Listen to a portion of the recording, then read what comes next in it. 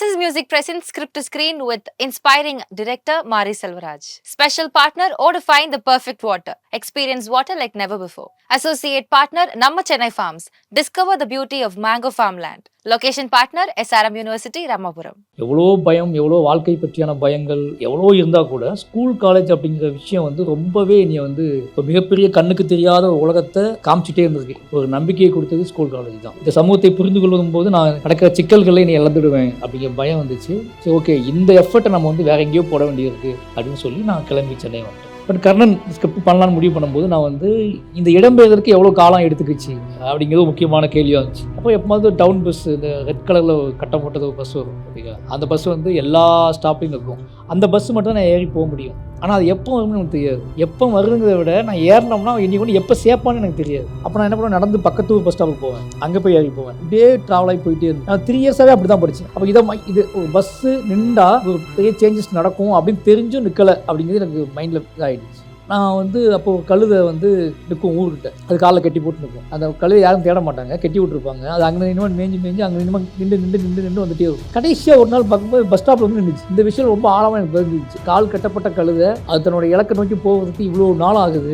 யார் கட்டி விட்டா, எதுக்கு கட்டி விட்டாங்க, அது அப்பாற்பட்ட விஷயம். முதல் இடம்பெயர்க்கு மெயின் மூலதனமே கால்கள். இப்போ காலே கட்டப்பட்டிருக்கும் போது நீங்கள் வந்து எப்படி நடந்து போகிறது அப்படிங்கிற ஒரு மைண்ட் செட்டுக்கு நான் வரேன் ஆழமாக. இடம்பெயர்ந்து எனக்கு மட்டுமானது எல்லா உயிரையும் நம்ம ஏதோ வகையில் நம்ம வந்து நம்ம கண்ட்ரோலில் வச்சுருக்கோம். அந்த லிமிட்டேஷனை கிரியேட் பண்ணுறதுக்கான ஸ்பேஸ் இருந்துகிட்டே இருக்கு தொடர்ச்சியாக. இதை உடைக்கிறது எப்படி, இதுதான் மூலதனமாக இருக்கும் ஸ்கிரிப்டில் அப்படின்னு உருவாக்கப்பட்டது தான் கர்ணன் ஸ்கிரிப்ட். நம்ம சினிமாவில் இருக்குங்கிறத தாண்டி இதெல்லாம் என்னோட கனவு ஷார்ட்ஸ்னு சொல்லலாம். எங்கள் அம்மா சொன்ன கதைகளில் அதெல்லாம் வாய்ப்பே கிடையாது. ஆனால் அந்த கதைகள் பயங்கரமாக நம்மளை வந்து தாக்கியிருக்கும். எனக்கு அந்த விஷுவல் எல்லாம் சேர்ந்து இந்த நீதியும் சேர்ந்தவங்க அது ரொம்ப தங்கி போச்சு மனசுக்குள்ள. அப்போ இந்த விஷுவல் பார்க்கும்போது எனக்கு மைண்டில் வந்து அது ஏறி போய் நிற்கும் போது அது லைஃப்பில் ஒரு பெரிய அன்னைக்கு அடைஞ்ச சந்தோஷத்துக்கு அளவே கிடையாது. இந்த கதையை மட்டும் அந்த கதையோட ஒரு முக்கியமான டைலாக் வந்து சென்சார் அளவு பண்ண டைலாக்னா, கண்ணபிரான் கொல்லணும், கர்ணன் சாகணும், இதுதான் நீதி அப்படின்னு நான் சொல்லுவேன். இதுதான் சரியான நீதி, ஏற்றுக்கொள்ளப்பட்ட நீதினு சொல்லுவேன். உங்களுக்கு கண்ணபிரானுக்கு பேர் வேணுமோ அந்த டைலாக் வேணுமா எனக்கு கேட்டாங்க. கண்ணபிரான் பேரே இருக்கட்டும், அதை ஆடியன்ஸ் புரிஞ்சுக்குவாங்க அப்படின்னு சொல்லி அப்படி வாங்கினது தான். எக்கணத்திலேயாவது ஒரு கணத்திலேயே நம்ம வந்து ஒருத்தர் வந்து இவன் இல்லாமல் போகக்கூடாதா உலகத்தில் அப்படின்னு தோணாமல் இல்லவே இல்லை. இவன் ஒருத்தர் இல்லாமல் போய்ட்டு நம்ம லைஃப் நிம்மதியாக இருக்குமே நம்ம நினைக்காத நாள்லாம் கிடையாது. நம்ம எதுக்கு பயந்து இருக்கோம்னா நம்ம வாழ்க்கையை நினச்சி பயந்து இருக்கோம்.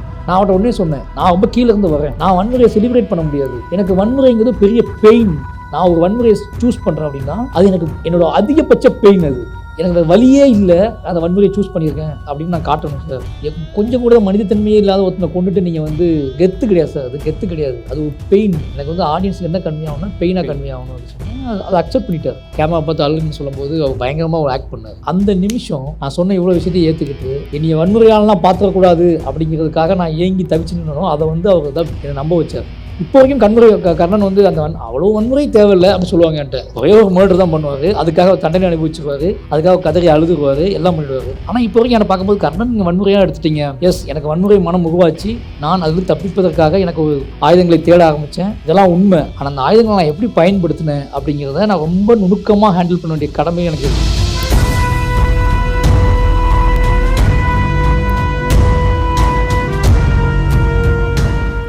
ஒரு விஷயம் உங்ககிட்ட கேட்கணுன்ற ஒரு ஆசை. உங்களோட 3 படங்களுமே இப்போதைக்கு வாழையுமே அது சொல்லுன்ற நம்பிக்கை இருக்கு. 3 படங்களுமே கல்வி, எஜுகேஷனுக்கான இம்பார்ட்டன்ஸை அதிகமாக வாய்ஸ் அவுட் பண்ணியிருக்கு. மாரி செல்வராஜ் அவருடைய ஸ்கூல் அண்ட் காலேஜ் பருவம், அங்கே போகணுன்ற ஒரு இன்ட்ரெஸ்ட் சார். கொஞ்சம் காலேஜுக்கு நீங்கள் வந்திருப்பீங்க, அதனால் இந்த காலேஜ் அனுபவம் உங்களுக்கு எப்படி இருக்குது, உங்கள் காலேஜ் அனுபவம் எப்படி இருந்தது? சினிமா அப்படிங்கிற விஷயம் எனக்குள்ளே ஆழமாக இருந்ததுனால ஸ்டேஜஸ்க்கு நான் ரொம்ப விரும்புவேன். மேடைகளில் ஆடுறது பாடுறது எனக்கு ரொம்ப பிடிக்கும். அப்போ எனக்கு ஸ்கூலில் தான் அது கிடைச்ச மாதிரி ஒரு ஃபீல். அதனால் ஸ்கூல் காலேஜ் எனக்கு ரொம்ப பிடிக்கும். ஓகே, அதுக்காக நான் ஏங்கியிருக்கேன் ரொம்ப. அப்போ நான் வந்து ரொம்ப ஒரு எப்படா ஸ்கூல் திறக்கும்னு ஆசைப்படக்கூடிய பையன். ஏன்னா லீவ்னால வேலைக்கு அனுப்பிடுவாங்க. அப்போவே ஸ்கூல் படிக்கும்போதே வேலைக்கு அனுப்பிடுவாங்க. அதனால் என்னென்னா எனக்கு எப்போவுமே ஸ்கூல் திறந்துகிட்டே இருக்கணும், ஸ்கூலில் லீவ் விடக்கூடாது அப்படின்னு நினைக்கிற ஸ்டூடெண்ட். அதனால் நல்ல ஸ்டூடெண்ட் கிடையாது, நல்ல படிக்கிற பையன் கிடையாது. ஸ்கூல் டெய்லி போயிடணும், அங்கே என்ன இஷ்யூ வந்தாலும் நம்ம சமாளிச்சிக்கலாம். ஏன்னா அது சோசியல் ஸ்ட்ரக்சரில் இருக்கக்கூடிய ஒரு கட்டுமானம். வீடு அப்படி கிடையாது, வீட்டில் வேறு வேறு அதிகாரங்கள் இருக்கும், வேறு வேறு சிக்கல்கள் இருக்கும், பிரச்சனைகள் இருக்கும். ஆனால் பள்ளிக்கூடம்னு போயிட்டோம்னா நமக்கு வந்து ஒரே மாதிரியாக பிரச்சனை தானே எல்லாத்துக்குமே. அந்த மாதிரியான அந்த ஸ்ட்ரக்சரில் வாழணும் ஆசை எனக்கு. எப்போவுமே நான் மிஸ் பண்ணுறது ஸ்கூல் காலேஜ் தான். எனக்கு ஸ்கூல் காலேஜ் என்னை அதிகமாக என்ன சொல்கிறது, என்னை அதிகமாக வந்து நெறிப்படுத்துனதுலேயும் எனக்குள்ளே இருக்கிற திறமைகளை கண்டுபிடிச்சி அதை ஊக்கப்படுத்துனதுலேயும் என்னோடய ஸ்கூல் டீச்சர்ஸ்க்கு முக்கியமான பங்கு உண்டு. காலேஜ் ப்ரொஃபஸர்ஸ் எல்லாத்துக்குமே முக்கியமான பங்கு உண்டு. ஏன்னா அவங்க வந்து ஏதோ வகையில் நான் என்ன சேட்டை பண்ணாலும் என்ன மாதிரியான பிழைகள் பண்ணால் கூட ஏதோ வகையிலையும் ஏதோ ஒன்று இருக்குது அப்படின்னு சொல்லிட்டு அதை நீ வந்து பாராட்டிக்கிட்டே இருப்பாங்க. அந்த பாராட்டுதலுக்காகவே நான் நிறைய நாள் ஸ்கூலுக்கு ஆசைப்பட்டு போயிருக்கேன். அதனால் ஸ்கூல் காலேஜ் அப்படிங்கிற லைஃப்பில் வந்து என்னோடய பெரிய மாற்றம் அப்படிங்கிறது ஸ்கூல் காலேஜ் தான். ஏன்னா எவ்வளோ பயம், எவ்வளோ வாழ்க்கை பற்றியான பயங்கள் எவ்வளோ இருந்தால் கூட ஸ்கூல் காலேஜ் அப்படிங்கிற விஷயம் வந்து ரொம்பவே என்னை வந்து ஒரு மிகப்பெரிய கண்ணுக்கு தெரியாத ஒரு உலகத்தை காமிச்சிட்டே இருந்திருக்கு. இந்த உலகம் எங்கேயோ இருக்குது, நம்ம அங்கே போயிடுவோம், சீக்கிரமாக போயிடுவோம் அப்படிங்கிற வந்து ஒரு நம்பிக்கையை கொடுத்தது ஸ்கூல் காலேஜ் தான். ஏன்னா யாரோ முகம் தெரியாத ஒரு பசங்க வந்து பேசும்போது, டீச்சர்ஸ் பேசும்போது வரக்கூடிய நெருக்கம் இருக்குல்ல. ஏன்னா அவங்களுக்கு நம்மளை பற்றி எதுவுமே தெரியாது. நம்ம வீடு எப்படி இருக்குன்னு தெரியாது, எங்கள் அம்மா அப்பா எப்படி இருப்பாங்கன்னு தெரியாது, என் வீட்டில் என்ன பிரச்சனைன்னு தெரியாது, எதுவுமே அவங்களுக்கு தெரியாது. என்னை மட்டுமே அவங்களுக்கு தெரியும். என்னை மட்டும் தெரியும் அப்படிங்கும்போது என்ன ஆகுதுன்னா, என்னோட திறமையும் இதுக்கு மட்டும் அதிகமாக ஃபோக்கஸ் கொடுப்பாங்க. அது ரொம்ப பிடிச்சிருந்துச்சு எனக்கு. ஓகே. லா காலேஜ் படிச்சுட்டு இருக்கும்போது எனக்கு வந்து அங்கே ஒரு கட்டத்துக்கு மேலே அந்த ட்ராவல் மேலே போகும்போது தான் ஒரு நகரத்துக்குள்ளே நுழையும் போது தான் எனக்கு அந்த சோசியல் ஸ்ட்ரக்சரோட உண்மையான முகம் தெரிய ஆரம்பிக்கும். அப்படி தெரிய ஆரம்பித்ததுக்கப்புறம் எனக்கு கொஞ்சம் விலக ஆரம்பிச்சிட்டேன். நான் சினிமாங்கிறது அதிகமாகிடுச்சு எனக்கு மைண்டுக்குள்ளே. காலேஜை விட்டு நானே சொல்லாமல் கொள்ளாமல் கிளம்பி வந்துட்டேன் சென்னை. அது நான் கரெக்டுன்னு சொல்ல வரல. பட் ஆனால் அந்த டிசிஷன் எடுக்கிறதுக்கான தைரியம், ஸ்கூல் காலேஜை வந்து ட்ராப் அவுட் பண்ணிட்டு நான் வெளியே வரேன், யாருக்கும் சொல்லாமல் நான் கிளம்பி வரேன் அப்படிங்கும்போது அது பெரிய சேலஞ்சிங்கான விஷயந்தான். பட் நமக்கு நல்லாவே தெரியுது நமக்கு செட் ஆகாது அப்படின்னு சொல்லி தெரியுது. நம்ம வந்து இதுக்குள்ளே இருந்தோம்னா நம்மளை இழந்துருவோம் மீன்ஸ் படிப்பை சொல்ல நான் என்னை பற்றி இந்த சமூகத்தை புரிந்து கொள்ளும் போது நான் நடக்கிற சிக்கல்களை நீ இழந்துடுவேன் அப்படிங்கிற பயம் வந்துச்சு. சரி, ஓகே, இந்த எஃபர்ட்டை நம்ம வந்து வேறு எங்கேயோ போட வேண்டியிருக்கு அப்படின்னு சொல்லி நான் கிளம்பி சென்னை வந்துட்டேன். அவ்வளோதான் என்னோடய காலேஜ். ஒரு 3 வருஷம் படித்தேன். ஒரு 3 இயர்ஸ் லா காலேஜ் படித்தேன். ஓகே. அது என் லைஃப்பில் அந்த 3 இயர்ஸ் அப்படிங்கிறது ஒரு 40 படம் எடுக்கலாம், அந்த அளவுக்கு லைஃப் கொடுத்துருச்சு. அதுவே போதும். புரிதல் சொல்கிறீங்க? புரிதல் தான் சொல்கிறேன். புரிதலும், மனிதர்களை பற்றி புரிந்து கொள்வதும், சமூகத்தை பற்றி புரிந்து கொள்வதும், இது என்னை புரிந்து கொள்வதற்கு அது மிகப்பெரிய இதாக இருந்துச்சு. ஒரு கதையை அதாவது ஒரு மனுஷனோட லெஃப்ட் அண்ட் ரைட் நான் புரிந்து கொள்வதற்கு வந்து காலேஜ் அனுபவங்கிறது ரொம்ப முக்கியமானதாக இருந்துச்சு. இன்னைக்கு உங்களோட படங்கள் எல்லா படங்களும் பேச போகிறோம் சார். அதில் முதல்ல கர்ணன் பார்க்கணுன்னு நினைக்கிறேன் சார். ஏன்னா ஒரு மேடையில் நீங்களே சொல்லியிருப்பீங்க, என்னோட படம் பார்க்கறதுக்குன்னு ஒரு வழி வச்சுருக்கேன், முதல்ல கர்ணன் பாருங்கள், அப்புறம் பரியேறும் பெருமாள், அப்புறம் மாமன்னன், அப்புறம் வாழை வாழை முதல்ல பாருங்க அப்படின்னு சொல்லியிருப்பீங்க. அந்த ஸ்டீரியோ டைப்லேயே இதையும் போகலான்னு நினைக்கிறேன். இன்னொரு பக்கம் என்னென்னா, அழகான ஒரு நரேஷனுமே அதில் இருக்கும் சார். கஷ்டப்பட்டு அதான் பஸ்ஸு நின்னா படிச்சிருவான், பெரிய ஆளாயிருவான்றதுக்காக பஸ்ஸை நிறுத்த விட மாட்டாங்க. அதையும் மீறி ஸ்கூலுக்கு போகிறான், காலேஜ் போகிறான், படிக்கிறான். படித்து முடிச்சதுக்கு அப்புறமாவும் அரசியலுக்கு வந்து என்ன மாதிரி தாக்கத்தையும் மாற்றத்தையும் ஏற்படுத்துகிறான்றது தானே அழகான ஒரு கன்வே நீங்கள் சொல்லியிருப்பீங்க. அதனாலேயே ஃபஸ்ட்டு கர்ணன், அடுத்து பரியேறும் பெருமாள், அப்புறம் மாமன்னன், அந்த ஜோனில் போகலான்னு. With your permission first Karnan பார்த்துடலாம் சார். உங்களையே ஆச்சரியப்படுத்திய ஒரு ஃப்ரேம் இல்லை சார், கடைசி ஃப்ரேம் நீங்களே என்ன நடக்குதுங்கன்னு சொல்லி எக்ஸைட் ஆன ஒரு ஃப்ரேம் பல இடத்துல சொல்லியிருக்கீங்க. இந்த சீன் ஒரு பேரலல் நரேஷன், ஒரு கேரக்டரைசேஷனை விஷுவல் ஸ்டோரி டெல்லிங் ரொம்ப பிரமாதமாக சொன்னக்கூடிய ஒரு படம். இம்பேக்ட் கிரியேட் பண்ண ஒரு இன்டர்வல் பிளாக் மாசா. இது ஒரு மேக்கிங், இதுக்கு முன்னாடி என்ன அனுபவம் இருந்தாலும் நீங்கள் ஷேர் பண்ணலாம் சார். இது கர்ணன் ஸ்கிரிப்ட் எழுதும்போதே நான் வந்து பஸ்ஸு ஒரு இடம் பெயர்தல், ஒரு இடத்துல இருந்து நான் வெளி உலகத்தை கற்றுக்கிட்டோம்னா நான் என்ன ஆகிடுவேன் அப்படிங்கிறது எனக்கு வந்து நான் சென்னை எனக்கு இந்த படம் தோன்ற மையப்புள்ளி வந்து சென்னை வந்துட்டு நான் ஊருக்கு போவேன். சென்னையில் நிறைய நாள் இருந்துட்டு ஊருக்கு போவேன். அப்போ என்னோடய எக்ஸ்போசர் லெவலும் அங்கே இருக்கிற என் கூட வளர்ந்துருந்த எக்ஸ்போசர் லெவலும் நான் பார்க்குறேன். அப்போ இங்கே இருக்க எல்லாத்துக்குமே ஒரு தொடர்பு இல்லாமல் இருக்குல்ல. அவன் அந்த ஊர்லேயே வாழ்ந்துக்கிட்டு இருக்கான், அவன் அங்கேயே இருந்துகிட்டு இருக்கான், நான் அங்கேருந்து ஓடி வந்துட்டேங்க அப்படிங்க. எனக்கு அது பெரிய ஷாக்காக இருந்துச்சு. முதல்ல நான் ஒரு 5 இயர்ஸ் 6 இயர்ஸ் இங்கே இருந்திருப்பேன். வெளியில் ஊருக்கு போவேன். ஊருக்கு போனால் அவன் அப்படியே இருக்கான், நான் வேறு மாதிரி மாறி இருக்கேன். என்னோடய புரிதல் எல்லாமே மாறி இருக்கேன், என்னோடய பேச்சு மாறி இருக்குது. அப்போ எனக்கு அது பயங்கர ஆச்சரியமாக இருந்துச்சு. அப்போ இடம்பெயர்தல் வந்து ரொம்ப முக்கியமானது அப்படின்னு அப்போது இது இருந்துச்சு. பட் கர்ணன் ஸ்கிரிப்ட் பண்ணலான்னு முடிவு பண்ணும்போது நான் வந்து இந்த இடம்பெயர்தலுக்கு எவ்வளோ காலம் எடுத்துக்கிச்சு அப்படிங்கிறது முக்கியமான கேள்வியாக இருந்துச்சு. இடம்பெயர்தல் முக்கியமானது. உலகத்தின் கடைசி எல்லை வரைக்கும் ஒரு கடைசி மனுஷன் போகணும் அப்படின்னு ஆசைப்படுறதுக்குல அவன் அந்த உலகத்தோட எல்லா எல்லையும் போய் பார்க்கணும் அப்படிங்கிறது ஆசை. அதுதான் ஸ்கிரிப்டோட மையமாக இருந்துச்சு. பட் ஆனால் இது ரொம்ப சாதாரணமாக நடந்துருமா அப்படின்னு கேள்வி நமக்கு நடந்துச்சா அப்படின்னு கேட்டால் இல்லை அப்படின்னு தோணுச்சு. நான் திருநெல்வேலிக்கு ஃபஸ்ட்டு இப்போ எங்கள் ஊருக்கும் திருநெல்வேலிக்குமே கிட்டத்தட்ட வந்து ஒரு 25 கிலோமீட்டர்ஸ் ஆகும், 25 கிலோமீட்டர்ஸ். ஆனால் நான் அதுவே வந்து என்னோடய 19 இயர்ஸ் தான் நான் காலேஜுக்கு திருநெல்வேலிக்கே நான் போகிறேன். ஓகேங்க, காலேஜ் ஃபஸ்ட் இயர் தான் நான் திருநெல்வேலிக்கே போகிறேன். அப்போ தான் எனக்கு இந்த பஸ்ஸோட பெரிய வேல்யூவே புரிய ஆரம்பிச்சு. பஸ்ஸோட வேல்யூ புரிய ஆரம்பிச்சு. எனக்கு வந்து லா காலேஜ்னால ஈவினிங் மத்தியானம் தான் காலேஜ், 1:30 மணிக்கு ஸ்டார்ட் ஆகும். அப்போ நான் 1:30 மணி ஸ்டார்ட் ஆகும்னா நான் காலையிலே இப்போ என்னுடைய வீட்டிலேருந்து பஸ் ஸ்டாப்புக்கு வர்றதுக்கு ஒரு 1.5 கிலோமீட்டர் நடக்கணும். அது ஊர் உள்ளே இருக்குது, காட்டில் தான் ஸ்டாப் இருக்கும். நான் அங்கேருந்து நடந்து வந்தேன்னா நான் 10 மணிக்கே வந்துடுவேன். ஏன்னா பஸ் நிற்காதுன்னு சொல்லிட்டு. எந்த பஸ் நிற்கும்னு எனக்கு தெரியாது. எங்கள் ஸ்டாப்பில் இந்த பஸ் நிற்கும்னு எனக்கு தெரியவே தெரியாது. அவங்களா இறக்கப்பட்டு ஒரு பஸ் நிப்பாட்டுவாங்க. ஒரு பையன் ரொம்ப நேரமாக நின்றுட்டுருக்கானே அப்படின்னு சொல்லிட்டு. அப்போ எப்போது டவுன் பஸ், இந்த ரெட் கலரில் கட்டம் போட்டது ஒரு பஸ் வரும், ஓகேங்களா. அந்த பஸ் வந்து எல்லா ஸ்டாப்லையும் நிற்கும். எல்லா ஸ்டாப்லையும் நிற்கும் அப்படின்னா அது வந்து எனக்கு என்னமோ அதுதான் இடஒதுக்கீடு பஸ் மாதிரி தெரியும் எனக்கு. ஒரு மாதிரி இலக்கட்டி ஏற்றினாலும் நிப்பாட்டுவாங்க, வாழைக்காய் ஏற்றினாலும் நிப்பாட்டுவாங்க, யார் ஒரு தாத்தா வயசையை நிப்பாட்டினாலும் காட்டில் மேட்டில் எங்கே எல்லா இடத்துலையும் நிப்பாட்டுவாங்க. அந்த டிரைவர் அதுக்காக செட் ஆகிருப்பார். அந்த பஸ்ஸு மட்டும் தான் நான் ஏறி போக முடியும். ஆனால் அது எப்போ வரும்னு எனக்கு தெரியாது. எப்போ வருங்கிறத விட நான் ஏறினோம்னா என்னை கொண்டு எப்போ சேர்ப்பான்னு எனக்கு தெரியாது, ஓகேங்களா. எல்லா இடத்துலையும் நிறுத்தி நிப்பாட்டி போனீங்க, இலக்கட்டு ஏறும், ஆடு ஏறும், மாடு ஏறும், எல்லாமே ஏறும், ஓகேவா. அப்போ நான் அந்த 10 மணிக்கு வந்துடுவேன்.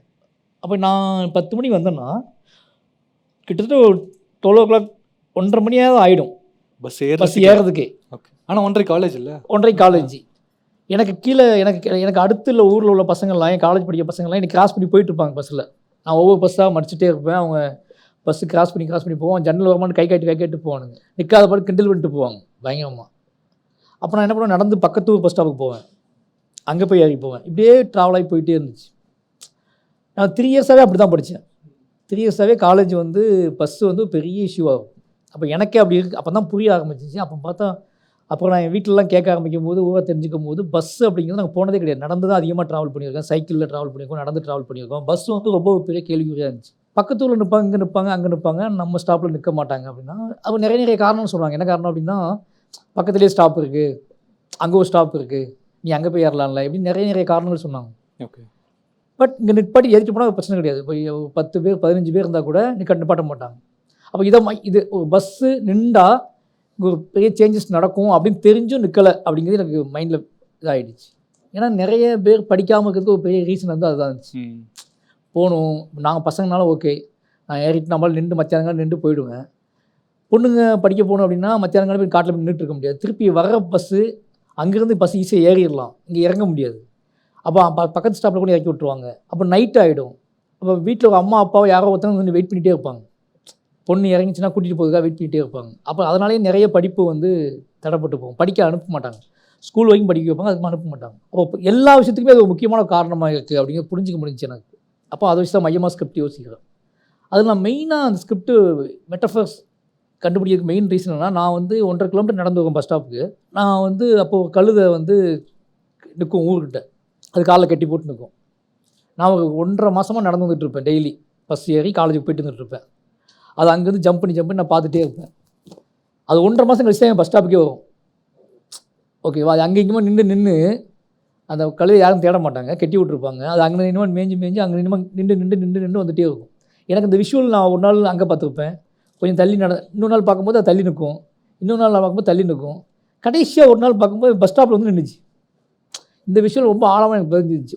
ஒரு கழுதை, கால் கட்டப்பட்ட கழுதை, அது தன்னோட இலக்கை நோக்கி போகிறதுக்கு இவ்வளோ நாள் ஆகுது, ஓகேங்களா. அது யார் கட்டி விட்டா, எதுக்கு கட்டி விட்டாங்களோ அது அப்பாற்பட்ட விஷயம், ஓகேங்களா. அதோடைய எஜமான்னு ஒருத்தர் இருப்பான், அவன் ஏன் கட்டி விட்டாலும் 1000 கேள்வி இருக்குது.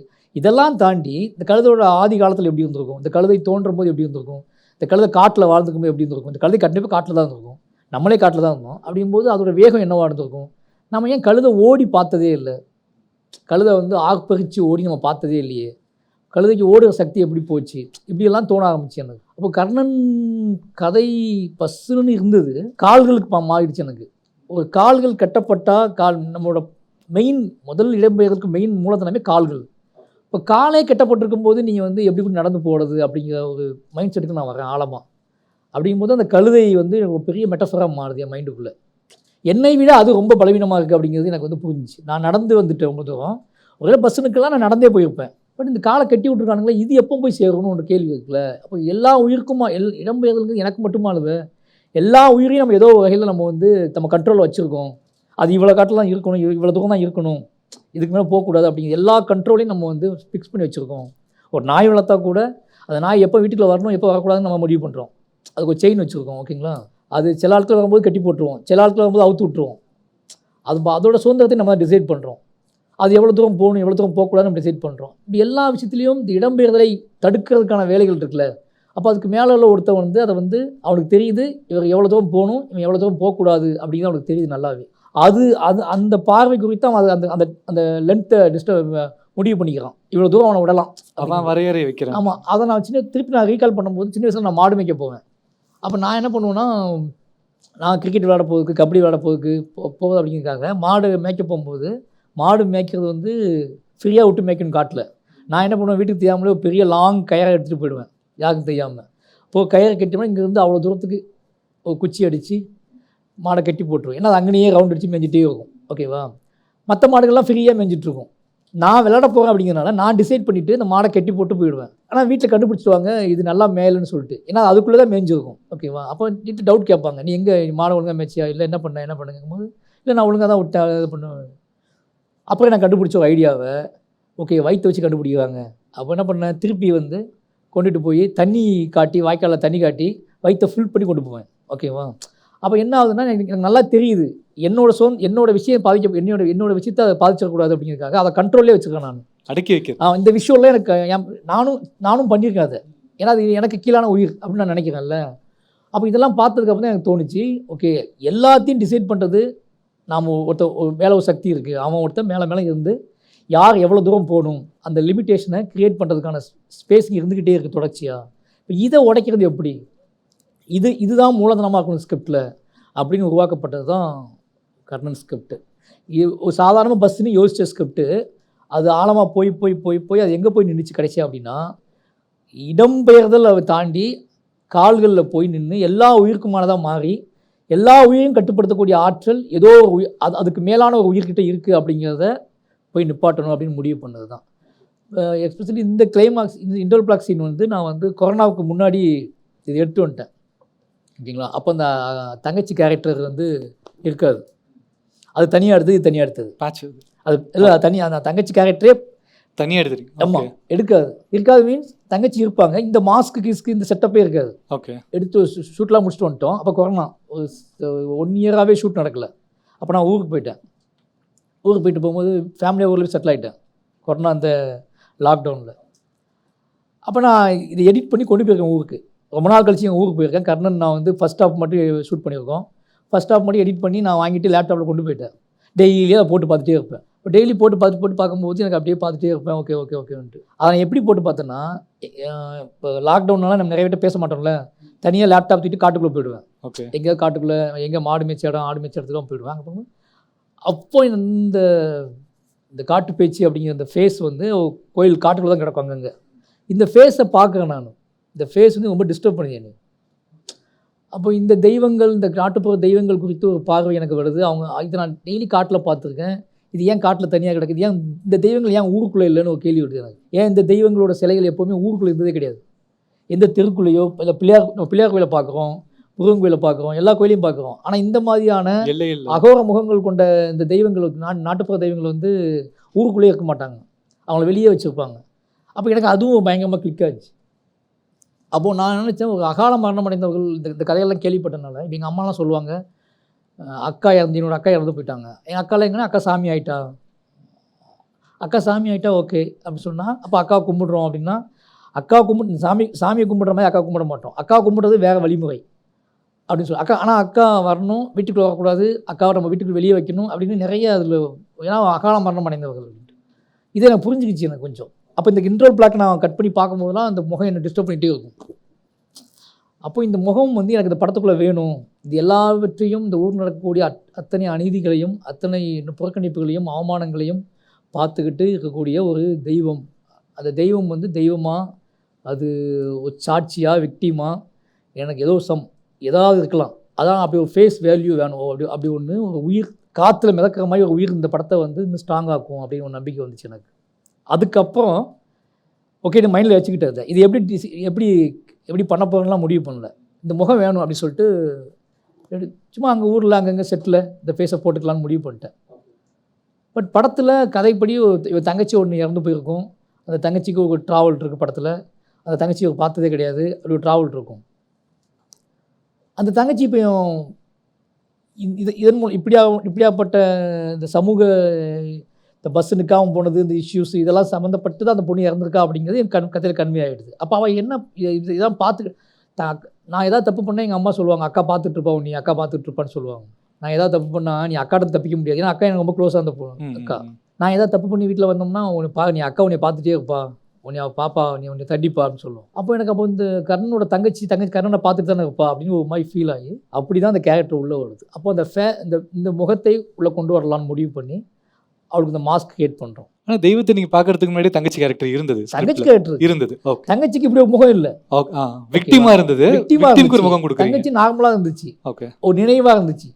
ஒரு நினைவுக்கு ஒரு உருவம் கொடுக்கலான்னு முடிவு பண்ணி அது வந்து கொரோனா காலத்தில் நான் தனியாக இருக்கும்போது என்னை ரொம்ப டிஸ்டர்ப் பண்ணி அந்த உருவம் இந்த ஓகே இது வந்து தனுஷாருக்கே தெரியாது. ஓகே, நான் இப்படி ஒரு ஃபேஸ் கிரியேட் பண்ணியிருக்கேனே தெரியாது, கதையிலையும் தெரியாது, யாருக்குமே தெரியாது.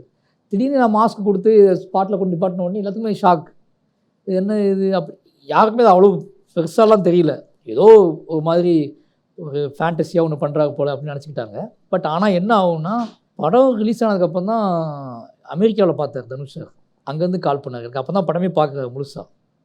அவருக்கு இந்த தங்கச்சியோட இந்த முகம் படம் ஃபுல்லாக இப்படி ட்ராவல் ஆகணும்னு அவருக்கு தெரியாது, இந்த லேயரே அவருக்கு தெரியாது. ஓகே, இந்த லேயரை பார்த்துட்டு அவர் பயங்கர ஷாக் ஆகிட்டார். எப்படி ஷாக் ஆகிட்டாருன்னா எனக்கு படம் அவர் அமெரிக்காவில் இருந்தார், படம் போட முடியல எனக்கு. அப்போ என்ன பண்ணாங்க, இங்கே ஃபஸ்ட்டு ரிலீஸ் ஆகிடுச்சு படம். இங்கே ரிலீஸ் ஆகி அவருக்கு ஃபோன் பண்ணவங்க எல்லாமே அழுதுட்டு ஃபோன் பண்ணியிருக்காங்க. ஓகே, அவர் கூட வேலை பார்த்தவங்க எல்லாருமே. அவருக்கு என்ன ஷாக் ஆகிடுச்சுன்னா, எதுக்குடா படம் தானடா, கமர்ஷியல் படம் தானடா, இதுக்கு நீங்கள் அழுறீங்க, என்ன பிரச்சனை, அப்படி என்ன தான் பண்ணி வச்சுருக்காரு அவர்? ஏன்னா அவர் நீங்கள் நல்லா நடிச்சிருக்கீங்க, நீங்கள் அப்படி யாருமே அழலை, வேற ஏதோ சொல்ல முடியாத சொல்லி அழுதுருக்காங்க. ஓகே, அப்போ அவர் சார் எனக்கு ஃபோன் அடித்து என்ன சார் சொல்கிறாங்க, ஏதோ ஒன்று இருக்குன்றாங்க, என்ன எனக்கு புரியல, எனக்கு நான் உடனே படம் பார்க்கணும், எனக்கு ஏற்பாடு பண்ணுங்க, நான் இருக்கிற இடத்துல எனக்கு படம் இல்லை அப்படின்னு சொன்னார். அப்போ நாங்கள் ஏற்பாடு பண்ணி இங்கேருந்து படத்தை அனுப்பினோம். அப்போ தான் ஃபஸ்ட் டைமாக அந்த லேயரை பார்க்குறாரு. ஓகே, அவர் பயங்கர ஷாக். இவ்வளோ பெரிய லேயர் நீங்கள் எப்படி கிரியேட் பண்ணீங்க, எப்போ கிரியேட் பண்ணீங்க அப்படிலாம் கேட்கும்போது அவருக்கு புரிஞ்சிச்சு.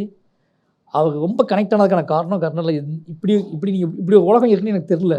ஓகே, நான் வந்து வெளிப்படையாக கர்ணன் ஒருத்தர் இருப்பான், அவன் இவ்வளோ பிரச்சனை இருக்குது, அவன் சமாளிக்கான், ஊரை காப்பாற்றுறான் இப்படின்னு நினச்சிட்டு இருந்தேன். இதுக்குள்ளே என் தங்கச்சி கேரக்டர் இவ்வளோ தெய்வமாக மாறி அவள் எல்லாரையும் உழுக்கிறா அப்படிங்கிற எனக்கு தெரியல அப்படின்னு சொன்னேன். அதனால் ரொம்ப எமோஷ்னலாக இப்போ நான் வந்து இந்த சாமி சிலைக்கிட்ட போய் நின்னுங்கன்னு சொன்னேன் இந்த இன்டர்வல் பிளாக் எடுக்கும்போது. தனுஷ் சார் அப்போ அடிச்சுட்டு போய் நிற்பார். ஆனால் அப்போ அவருக்கு தெரியாது மலை மேலே நின்று அந்த பொண்ணு பார்த்துக்கிட்டு இருப்பாரு. அப்போ எனக்கே தெரியாது. ஓகே, ஷூட் பண்ணும்போது தெரியாது. அப்போ அந்த கழுதை ஓடுனதுலாம் இருக்குல்ல, அந்த கழுதையை கட் பண்ணிட்டு ஓடுனதெல்லாம் எடுத்துட்டோம். கழுதை மலை மேலே போகிறதா நான் திருப்பி போய் எடுக்கிறேன். ஓகே, இப்போ கழுதை ஓடிச்சு எங்கே போச்சு அப்படின்னு எனக்கு ஒரு கேள்வி வருது. ஓகே, கழுதை ஓடிச்சு இவங்க போய் நின்றுட்டாரு. இப்போ கழுதை எங்கேயாவது போய் எங்கேயாவது போய் நிற்கணும் இல்லை, எங்கேயாவது போய் ஒரு நிம்மதியான இடத்துல போய் லேண்ட் ஆகணும்ல, எங்கே போச்சு அப்படின்னு கேட்கும்போது தங்கச்சி மலை மேலே நிற்கிறான். அப்போ மலை மேலே கழுத போகணும், மலை மேலே எப்படி கழுத போகும் அப்படி ஒரு கேள்வி, ஏன் போகக்கூடாது அப்படின்னு எனக்கு ஒரு கேள்வி வருது.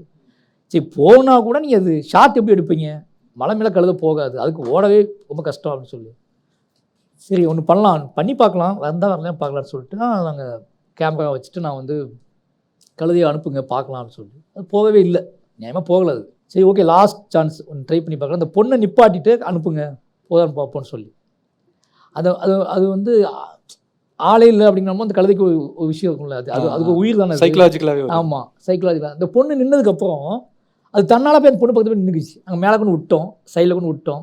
இப்போ அங்கே போய் போதான்னு பார்க்கலான்னு போட்டு இந்த லைஃப்பில் எனக்கு வந்து அது ஒரு நம்ம சினிமாவில் இருக்குங்கிறத தாண்டி சில ஷார்ட் நம்ம லைஃப்பில் நம்ம கனவுல என்றைக்கோ ஒன்று கனவுலாம் அப்படியே ஒரு இந்த மாதிரி கனவுகள்லாம் இதெல்லாம் என்னோடய கனவு ஷார்ட்ஸ்னே சொல்லலாம். எங்கள் அம்மா சொன்ன கதைகளில் அதெல்லாம் வாய்ப்பே கிடையாது.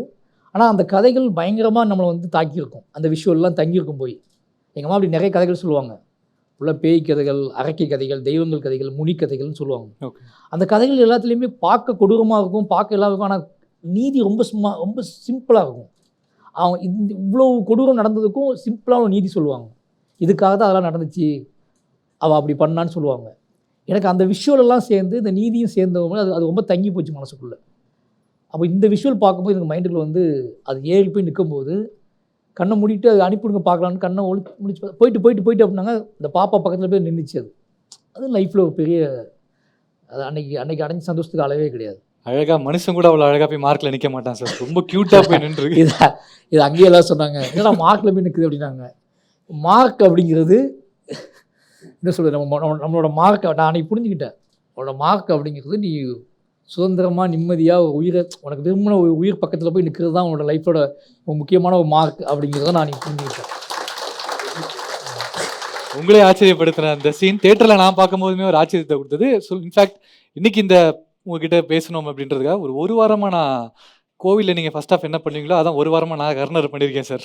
மாற்றி மாற்றி போட்டு பார்க்கும்போது ஒவ்வொரு தடவையுமே இம்பாக்ட் கிரியேட் பண்ண ஒரு சீன் இது. So thank you so much for giving it. ஒரு big round of applause for the making இந்த படத்துக்குமே. அண்ட் அடுத்த சீன் பார்த்தா உங்களுக்கும் ஃபேவரட்ஸ் இருக்கும்ல, கர்ணனோட ஃபேவரட்ஸ் இருக்குல்ல, இந்த சீன் எதுக்கெல்லாம் பிடிக்கும்? நம்ம கை தூக்கலாம். Interval block, Karnan interval block இத்தனை இம்பாக்ட் கிரியேட் பண்ணியிருக்கீங்க சார் நீங்கள் இன்னைக்கு இருக்க ஜென்ரேஷனுக்கும். தேங்க்யூ.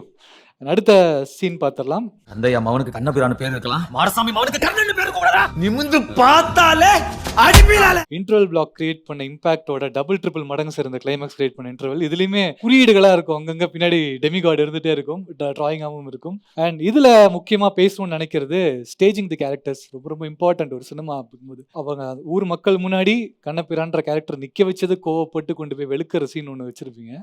அதே மாதிரி கிளைமேக்ஸில் ஸ்டேஜிங்னு வரும்போது கர்ணன் இங்கே நிற்கணும், கர்ணனுக்கு கீழே முட்டி போட்டு கண்ணபிரான் நிற்கணும், அப்படி தான் இந்த ரிவெஞ்சை ஃப்ரேம் பண்ணணுன்ற ஒரு திங்கிங் இருக்குல்ல சார், அதை பற்றி பேசலாம்னு நினைக்கிறேன். Staging and positioning the characters இந்த சீன். இந்த சீன் வந்து நிறைய பேர் லிப்பு பார்த்தீங்கன்னா தப்பாக இருக்கும், சென்சாரில் போயிடுச்சு டைலாக்ஸ் எல்லாமே. ஓகே, இந்த கதையை மட்டும் வந்து கதையோட ஒரு முக்கியமான டைலாக் வந்து சென்சாரில் அலோவ் பண்ணேன். எனக்கு இந்த டைலாக்னா கண்ணபிரான் கொல்லணும், கர்ணன் சாகணும், இதுதான் நீதி அப்படின்னு நான் சொல்லுவார்.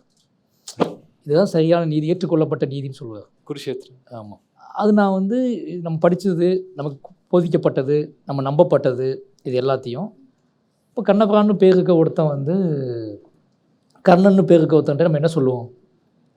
இந்த போதைகள்லாம் தெரிஞ்சு நம்ம என்ன சொல்லுவோம்? இப்போ நான் கண்ணபிரான், நீங்கள் கர்ணன் அப்படின்னா எனக்கு இந்த கதை தெரியும், உங்களுக்கு அந்த கதை தெரியும் அப்படின்னா சும்மாவாவது நம்ம பேசுவோம்ல, நான் தாண்ட டாப்பு அப்படி சொல்லுவோம்ல. அந்த டைலாக் அவங்க சென்சாரில் ஒரே கேள்வி கேட்டாங்க என்கிட்ட, இந்த வடிவில் சார்ட்டு கேட்குற மாதிரி, உங்களுக்கு அது கண்ணபிரானுங்கிற பேர் வேணுமோ அந்த டைலாக் வேணுமான்னு கேட்டாங்க. இந்த படம் ஃபுல்லாக அந்த கண்ணபிரானுங்கிற பேர் வச்சுருக்கீங்க, அந்த கண்ணபிரான் பேரை தூக்கிட்டிங்கன்னா இந்த டைலாக் யூஸ் பண்ணிக்கலாம். ஓகே, யாரோ ஒருத்தன் கேட்குறான் அப்படிங்கிற மாதிரி போகும். இல்லை கண்ணபிரான்னு பேர் இருக்கவனே கேட்குறான் அப்படின்னா அதை அலோவ் பண்ண முடியாது. உங்களுக்கு கண்ணபிரானுங்கிற பேர் வேணுமோ அந்த டைலாக் வேணுமா என்கிட்ட கேட்டாங்க. ஏன் கண்ணபிரான் பேரே இருக்கட்டும், அதை ஆடியன்ஸ் புரிஞ்சுக்குவாங்க அப்படின்னு சொல்லி அப்படி வாங்கினது தான். அதுக்கப்புறம் இந்த டைலாக் வந்து தப்பாக லிப் மாற்றி உன் ஊர் அழிய போகுது அப்படி இப்படிலாம் இதை போட்டிருப்பேன், நான் சம்மந்தம்லாம் போட்டிருப்பேன். ஓகே, ஏன்னா அது என்ன பிரச்சனை அப்படின்னா, எனக்கு இந்த சீன் எடுக்கும்போது ரொம்ப எமோஷ்னலான விஷயம் என்ன அப்படின்னா, இந்த சீன் எடுக்கும்போது தனுஷ் சார்ட்ட நான் சொன்ன ஒரே விஷயம், சார் நீங்கள் அவரை கொல்லும் போது நீ அழணும் சார்னு சொன்னேன். அப்போ அவருக்கு அது ரொம்ப கன்ஃபியூஷனாக இருந்துச்சு. சார் என் ஊரை இவ்வளோ கொடுமைப்படுத்தியிருக்கான், இவ்வளோ பண்ணியிருக்கான், அவனை போய் அழ சொல்கிறீங்க அப்படின்னு. அழ சொல்கிறீங்க, இது எனக்கு புரியல அப்படின்னு சொன்னார். நான் ஏன் அழணும், எனக்கு அவன் மேலே பெரிய வெறுப்பு தானே இருக்குது, நான் ஏன் அழணும்? இல்லை சார், அவன் சத்துருவான், ஆனால் இதுக்கப்புறம் உங்கள் வாழ்க்கை என்ன ஆகணும் ஒரு கேள்வி உங்களுக்கு இருக்குல்ல. கொலைகளை செய்யும்போது நம்ம கொலை செய்கிறோம்னா நம்ம எல்லாத்துக்குமே கொலை செய்யணும்னு ஆசை. எவனையாவது ஒருத்தர் இவன் என்னடா பண்ணுறது கொன்றுண்டா அப்படின்னு தோணாமலாம் இல்லை, வெறுப்பு வேணா இருக்கலாம் சார். இல்லை ஆசைன்னா அப்படி சொல்ல, நான் எக்கணத்துலையாவது ஒரு கணத்துலையாவது நம்ம வந்து ஒருத்தரை வந்து இவன் இல்லாமல் போகக்கூடாதா உலகத்தில் அப்படின்னு தோணாமல் இல்லவே இல்லை. இவன் ஒருத்தர் இல்லாமல் போய்ட்டு நம்ம லைஃப் நிம்மதியாக இருக்குமே நம்ம நினைக்காத நாள்லாம் கிடையாது. ஓகேங்களா, இல்லாமங்கன்னா நம்ம எதுக்கு பயந்து இருக்கோம்னா நம்ம வாழ்க்கையை நினச்சி பயந்து இருக்கோம். நம்ம ஏன் வன்முறை பக்கம் திரும்பாமல் இருக்கோம்னா, நம்ம வன்முறையை விரும்பாமல் இருக்கோம்னா, நம்மளோட சந்ததி, நம்மளோட ஆசைகள் இருக்குது, நம்மளோட கனவுகள் இருக்குது. இன்னொருத்த முட்டாளாக இருக்கான் அப்படிங்கிறதுக்காக நான் அந்த முட்டாளத்தை திருப்பி செஞ்சுட்டு நான் அதே தப்பு நான் பண்ண முடியாது. இல்லை, வன்முறையை விரும்பாததுக்கான காரணம் அதுதானே. வன்முறையை நான் செலிப்ரேட் பண்ண முடியாது. நான் அவட்ட உடனே சொன்னேன், நான் ரொம்ப கீழே இருந்து வரேன், நான் வன்முறையை செலிப்ரேட் பண்ண முடியாது. நான் ரொம்ப இப்போ தான் வாழணுன்னே ஆசைப்பட்றேன், நான் இப்போ தான் ஒரு பொசிஷனுக்கு வந்திருக்கேன். நான் போய் திருப்பி நான் வந்து வன்முறையை செலிப்ரேட் பண்ணி நான் வந்து ஜெயிலுக்குள்ளேயோ நான் வந்து திருப்பி அவன் என்னை கொல்லுவான், நான் அவனை கொல்லுவேன், நான் அவனை கொல்ல அப்படி இப்படி நான் அலைய முடியாது. எனக்கு வன்முறைங்கிறது பெரிய பெயின். நான் ஒரு வன்முறையை சூஸ் பண்ணுறேன் அப்படின்னா அது எனக்கு என்னோட அதிகபட்ச பெயின். அது எனக்கு வழியே இல்லை, அந்த வன்முறையை சூஸ் பண்ணியிருக்கேன் அப்படின்னு நான் காட்டணும் சார். நான் வந்து வன்முறையை செலிப்ரேட் பண்ண விரும்பலை அப்படின்னு சொன்னேன். அப்போ போலீஸ்காரன் அடித்தது அது எல்லாமே அது வந்து அரசு நிகழ்த்துகிற வன்முறை சார். அது வந்து என்ன அப்படின்னா ஒரு கூட்டு வன்முறை. ஒரு தனி மனுஷன் வன்முறையை நிகழ்த்துறான்னா அதுக்கு மிகப்பெரிய மனோபலம் வேணும். இல்லை வந்து அவன் பயங்கரமான முட்டாளாக இருக்கணும், இல்லை அவன் பயங்கரமான மனுஷத்தன்மையற்றவனாக இருக்கணும், அவன் எதையோ ஒன்று தாண்டி இருக்கணும், அவன் எல்லை தாண்டி போயிருக்கணும். நீங்கள் உங்களுக்கு இன்னும் வாழணும்னு ஆசை இருக்குது, இந்த ஊர் மேலே ஆசை இருக்குது, உங்களுக்கு ஒரு காதல் இருக்குது, உங்களுக்கு ஒரு அக்கா இருக்கா, உங்களுக்கு ஒரு அப்பா அம்மா இருக்காங்க, இந்த ஊர் மேலே உங்களுக்கு அவ்வளோ பிரியம் இருக்குது. இவனை கொண்டுட்டு கொஞ்சம் கூட மனிதத்தன்மையே இல்லாத ஒருத்தனை கொண்டுட்டு நீங்கள் வந்து கெத்து கிடையாது சார், அது கெத்து கிடையாது, அது ஒரு பெயின். எனக்கு வந்து ஆடியன்ஸுக்கு என்ன கன்வே ஆகணும்னா பெயினாக கன்வே ஆகணும் அப்படின்னு சொன்னேன். அதை அக்செப்ட் பண்ணிட்டார். அக்செப்ட் பண்ணிவிட்டு சரி நான் ஒன்று பண்ணுறேன் நீங்கள் பாருங்கள் அப்படின்னு சொன்னார். பண்ணிவிட்டு தான் வந்து நான் வந்து இல்லை சார் நான் அவங்க கட் பண்ணி தலையை போகிறதெல்லாம் காட்ட மாட்டேன், எனக்கு வந்து அவரோட இதே வேண்டாம், எனக்கு நீங்கள் கத்தி வச்சிங்க கட் பண்ணால் உங்கள் ஃபேஸ் தான் காட்டுவேன். அப்போ நான் அவர்கிட்ட சொன்னேன் கட்டாக எப்படி கனெக்ட் ஆகும் ஆடியன்ஸுக்கு வந்து அது அந்த ஒரு மிகப்பெரிய வன்முறையாளர் நம்ம கொண்டுட்டோம் அப்படிங்கிற ஃபீல் ஆகிடுமா? ஆகிடும் சார், இது இன்ஸ்கர்ட்டாக இது பேச மாட்டேங்குது, நான் வந்து இதை வேறு மாதிரி ட்ரீட் பண்ணுறேன் சார், எனக்கு இந்த வன்முறையை காட்டல உடன்பாடு இல்லை. அப்போ எப்படி பண்ணுவீங்கன்னு கேட்கும்போது நான் வந்து நீங்கள் வெட்டும் போது ஒரு குழந்தை குளிப்பாட்டிகிட்டு இருக்கும், ஒரு கழுதை குட்டி வந்து அவங்க அம்மாவை தேடி ஓடிட்டுருக்கும், எனக்கு இதுதான் சார் வேணும், இன்னொரு ஜென்ரேஷனுக்கு நான் வன்முறையை கடத்தக்கூடாது, குறைந்தபட்சம் ஒரு சுதந்திரத்தையோ நிம்மதியோ எவனோ ஒருத்தர் செஞ்ச தியாகத்தில் நம்ம ஒரு நிம்மதியாக வாழ்கிறோம், அவன் அன்றைக்கி பெயினோட வலியோட அவன் வந்து செஞ்ச ஒரு தியாகம் தான் நம்ம அடுத்த ஜென்ரேஷனை வந்து கொஞ்சம் நிம்மதியாக்கியிருக்கு அப்படிங்கிறத நான் காட்டுவேன், அவ்வளோதான் என்னோடய ஷார்ட் வேல்யூ அப்படின்னு. ஓகே ஓகேன்னு சொல்லிட்டு அவர் ஒன்று பண்ணார். எனக்கு அந்த இடத்துல எனக்கு ரொம்ப பயங்கரமாக அது எமோஷ்னலாக கனெக்ட் ஆகிடுச்சு. அதாவது அவர் வச்சுட்டு அழும்போது ஒன்று அது தனுஷாரால் மட்டும்தான் முடியும். என்ன அப்படின்னா நீங்கள் வந்து அவ்வளோ நேரம் அடி வாங்கிட்டு ஊர் மக்கள் அவ்வளோ துன்புறுத்திட்டு அவனை அடிக்கும்போது நீங்கள் அழுங்கன்னு சொல்கிறதுலாம் வந்து ஹீரோ வந்து ஒத்துக்க மாட்டாங்க. இப்போ தனுஷை ஒத்துக்கிட்டு கத்தியை வச்சுட்டு கேமரா டாப்பில் வச்சுட்டு கேமரா பார்த்து அழுங்குன்னு சொல்லும்போது அவர் பயங்கரமாக ஆக்ட் பண்ணார். அந்த நிமிஷம் நான் சொன்ன இவ்வளோ விஷயத்தையும் ஏற்றுக்கிட்டு ஒரு பெயினை உள்ளே கொண்டு வந்து என்னோடய ஒட்டுமொத்த கதைக்குள்ளேயும் நான் எங்கும் தப்பிக்க ஆசைப்படுறனோ, என்னைய வன்முறையாலலாம் பார்த்துடக்கூடாது அப்படிங்கிறதுக்காக நான் ஏங்கி தவிச்சு நின்னனோ அதை வந்து அவர் தான் என்னை நம்ப வச்சார். ஓகேவா? எனக்கு அந்த இடத்துல தான் நான் இந்த கர்ணன் படம் வந்து ஒரு பரிபூர்ணமாக எனக்கு வந்து இல்லைனா அது வரைக்கும் என் கையில் கத்தி இருந்துகிட்டே இருந்துச்சு. எப்படா அந்த படத்தை முடிக்கிறது அப்படிங்கிற கேள்வி இருந்துச்சு. நான் விரும்பி தூக்கின கத்தி கிடையாது அது. அப்போ அந்த கத்தி எப்படா கீழே போடுறது, எப்படா நான் அந்த கத்தியில் தப்பிக்கிறது, இந்த கத்திக்கு எனக்கு ஒரு டிஸ்டன்ஸ் எப்படி கிரியேட் பண்ணுறது, அது என் கூடவே இருக்கக்கூடாது அப்படிங்கிற நான் முடிவு பண்ணேன். அப்போ நான் அழுதுட்டோம்னா அதை வச்சுருக்கும் போது நான் பெருமையாக ஃபீல் பண்ணாமல் அதை வச்சுருக்கும் போது நான் கண்ணீர் சிந்திட்டோம்னா எனக்கு அதுக்கு மேலே தூரம் அதிகமாகிடும். ரியலைசேஷன் அது பண்ணுது தான் இந்த சீன். அதனால் அந்த சீன் எனக்கு எப்போவுமே என்னென்னா, ஆனால் இதுக்கப்புறமும் கர்ணன் வன்முறையான படம்னு சொன்னவங்க நிறைய பேர். அப்போ நான் தனுஷாட்ட சொன்னேன், புரியுதா சார் இப்போ உங்களுக்கு? நான் இவ்வளோ சொல்லி இல்லை கண்ணு எனக்கு அப்போ ஆச்சரியமாக இருந்துச்சு, ரொம்ப எமோஷ்னலாக ஆச்சு. எனக்கு நிறைய படங்கள் நான் பார்த்துருக்கேன், வன்முறையை கொண்டாட்டமாக பண்ணுவாங்க. உங்களை அள வச்சதுக்கப்புறம் கூட அதை வன்முறை படம்னு சொல்கிறதுக்கான ரீசன் புரியுதா சார் உங்களுக்கு? ஏன்னா நான் பண்ணுறேன் சார், அதை நான் வந்து பண்ணுறேன், நான் கீழே இருந்து மேலே ஏறி வந்து பண்ணுறேன். அப்படிங்கும்போது என்னோட சின்ன சத்தம் கூட இங்கே பயங்கரமாக பார்க்கப்படும். ஓகேங்களா? அப்போ என்னோட சின்ன ஒரு அடி நான் ஓங்கி ஒரு அடி அடிக்கிறேன்னா அந்த அடியோட வேல்யூ வந்து ஒரு கை கிடையாது, அது 1000 கைகளுக்கு சமமானது. அதனால் நான் சும்மா அடித்தாலே போதும். ஓகேங்களா? அதோட பயங்கரமாக இருக்கும் அதோட ரீச்சு அப்படின்னு சொல்லி தான் வச்சேன். ஏன்னா இப்போ வரைக்கும் கர்ணன் வந்து அந்த அவ்வளோ வன்முறை தேவையில்லை அப்படின்னு சொல்லுவாங்க என்கிட்ட. ஒரே ஒரு மர்டர் தான் பண்ணுவார், அதுக்காக தண்டனை அனுபவிச்சுருவார், அதுக்காக கதறி அழுதுருவார், எல்லாம் பண்ணிடுவார். ஆனால் இப்போ வரைக்கும் என்னை பார்க்கும்போது கர்ணன் நீங்கள் வன்முறையாக எடுத்துட்டீங்க. இப்போ நான் எப்பவும் மாமன்னனே அதெல்லாம் நடந்துச்சு. நான் எப்பவும் என்ன சொல்லுவேன்னா, என்னோடய வன்முறை மனம் எனக்கு உருவாவதை எங்களால் தடுக்க முடியல.